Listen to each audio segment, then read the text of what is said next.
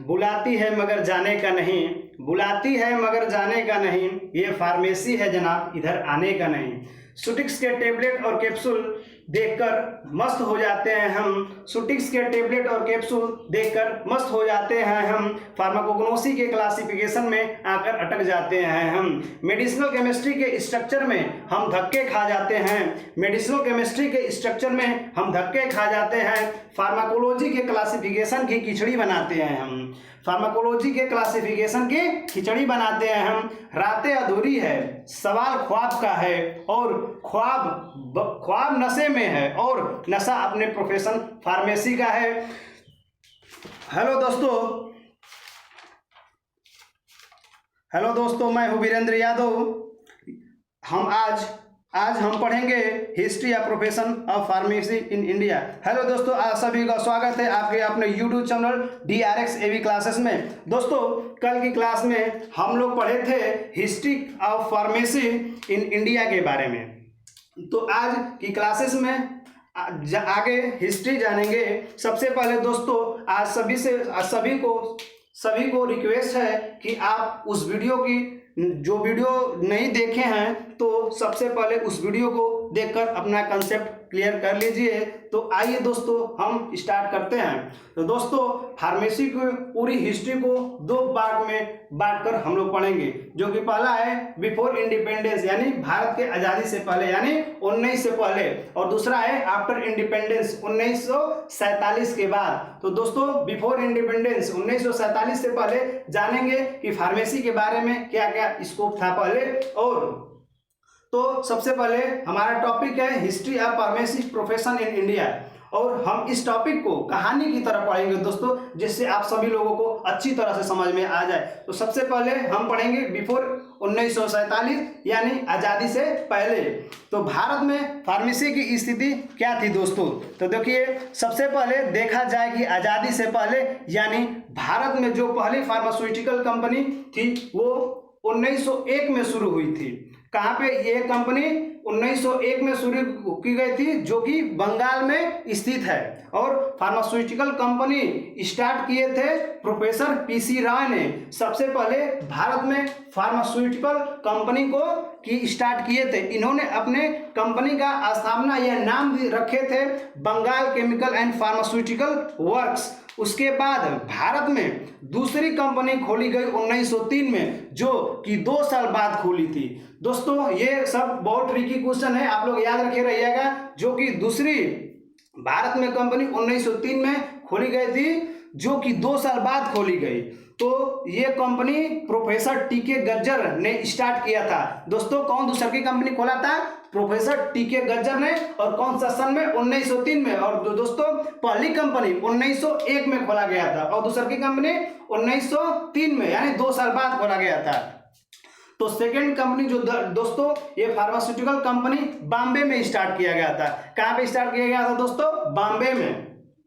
तो दोस्तों, ये सब बहुत क्वेश्चन याद कर रखेंगे, जो कि बहुत इंपॉर्टेंट है, जो कि एग्जाम में पूछ सकता है। डिप्लोमा के लिए ये वेरी वेरी इंपॉर्टेंट क्वेश्चन है कि आप लोग याद रखे रहिएगा। तो दोस्तों, आइए देखते हैं। उसके बाद 1907 में एलेंबिक फार्मास्यूटिकल कंपनी खोली गई, और इसको भी प्रोफेसर TK गज्जर ने स्टार्ट किया। जो कि दोस्तों, तीसरी कंपनी 1907 में खोली गई, इसको भी प्रोफेसर TK गज्जर ने खोले थे, और इसको 1907 में स्टार्ट किया गया था। जो कि इसको गुजरात में स्टार्ट किया गया था। गुजरात में स्टार्ट किया था। गुजरात में कहाँ? बड़ौदा में। तो दोस्तों, आइए आगे देखते हैं। ये कंपनी का बड़ा रोल था जब हमारा फर्स्ट वर्ल्ड वार शुरू हुआ। हमारा फर्स्ट वर्ल्ड वार कब से कब तक चला था दोस्तों? देखिए, तो ये वार 1914 से लेके 1920 तक चला था।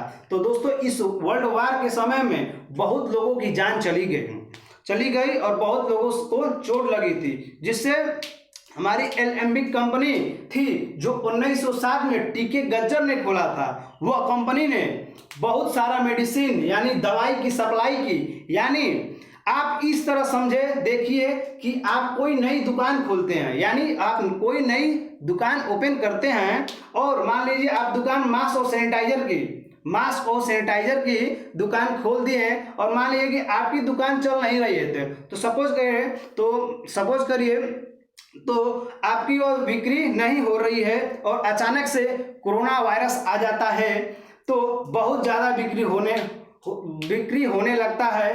तो इसके साथ ही भी इनके साथ भी कुछ ऐसा होता है कि इसकी कंपनी होता है तो इनकी कंपनी बहुत ग्रोथ कर गई और इन्होंने बहुत लोगों का हेल्प किया, यानी बहुत लोगों का इलाज किया। और उसके बाद एक नुकसान भी हो गया क्योंकि फर्स्ट वर्ल्ड वार के बाद बहुत ज़्यादा डिमांड बढ़ गई कि दवाओं की, क्योंकि लोग बहुत घायल थे, बीमार थे और इसलिए दवाओं का डिमांड बहुत ज़्यादा बढ़ गई। तो उस समय भारत में जो बाबा लोग यानी आप सभी लोग देखते होंगे अपने गांव में, यानी कुछ लोग होते हैं जो जड़ी बूटी की दवा बनाकर देते हैं। तो इसी तरह बहुत लोग मेडिसिन बनाकर यानी दवा बनाकर बेचते थे। तब उस समय फार्मेसी प्रोफेशन का नाम बदनाम होने लगा। तो दोस्तों आप सभी लोग देखे होंगे कि अपने गांव में कि बहुत लोग होते हैं कि जड़ी बूटी की दवा बनाकर देते हैं, तो उसीलिए प्रोफेशन फार्मेसी का नाम घटने लगा। क्योंकि सबसे पहले फार्मेसी प्रोफेशन 1940 में उस समय बहुत अच्छा था क्योंकि सही दवाएं इलाज में दिया जाता था। लेकिन जब डिमांड बढ़ जाती है और सप्लाई कम हो जाती है तो वहाँ पे धांधली शुरू हो जाती है पैसे कमाने के लिए, और फिर उसके बाद लोकल दवाइयाँ बनाने और बेचने का काम शुरू हो जाता है।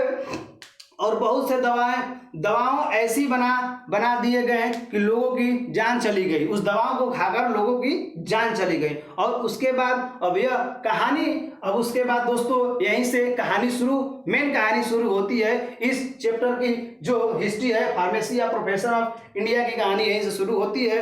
तो दोस्तों 1930 में भारत सरकार ने DIC यानी ड्रग इंक्वायरी कमेटी की स्थापना की, जिसके हेड थे professor RN Chopra.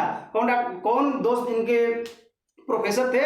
RN Chopra. यानी 1930 में भारत सरकार DIC यानी ड्रग इंक्वायरी कमेटी की स्थापना की, जिसके हेड कौन थे?